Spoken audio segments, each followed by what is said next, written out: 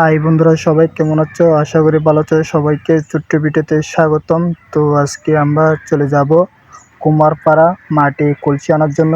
তো আজকে এখন আমার সামনে আমার সকল ছোটো ভাই আছে, সামনে আমার বড় দাদা ভাই আছে মিটন দেবনাথ।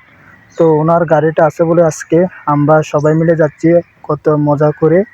কারণ আজকে যদি টাকা দিয়ে যদি গাড়ি ভাড়া দিয়ে যদি চলে যেতাম তাহলে মজাটা পাইতাম না। কারণ ওনার গাড়ি আছে বলে আজকে সব জায়গায় ঘুরতে পারছি। তো দেখেন, রওনা দিয়ে দিয়েছি আমরা সবাই মিলে। তো আমার দাদা গাড়ি চালাতেছে। তো সামনে আমার মিটু দাদাকে নিয়ে যাব দোকান থেকে।